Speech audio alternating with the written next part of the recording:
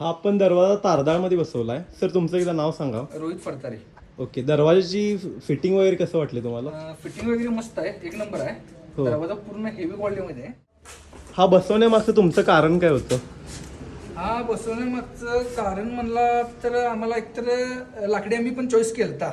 हा, पण तिथे जे म्हणजे त्यांची क्वालिटी बघितली तर ती क्वालिटी आपल्याला बेटर वाटली नाही.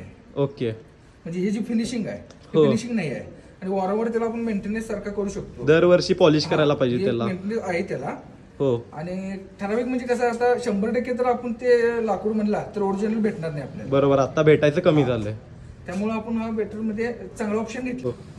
आणि याचं म्हणजे एक प्रकारे हा नॅचरलच वाटतोय. हा गॅल्वनाइज स्टील आहे ऍक्च्युली. ओके. ज्यांना रस्ट वगैरे ते काहीच पकडत नाही. आणि ह्याची लॉकिंग जरा दाखवते आम्हाला. आता 7x4 मध्ये बसवलाय आपण.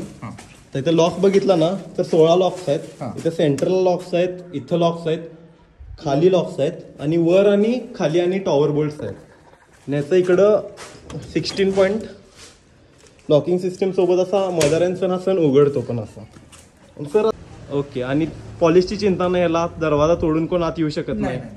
एक वेळ लाकडी दरवाजा तोडून येतील पण ह्याला भिंत तोडून येऊ शकतील पण दरवाजा तोडून आत येऊ शकत. बरोबर, एकदम सिक्युरिटी आणि तुम्ही झाडं पण वाचवला. एन्व्हायरमेंट सेव्ह पण झालं आपलं. सेव्हिंग पण केलेलं आपण. Okay, yes, thank you sir.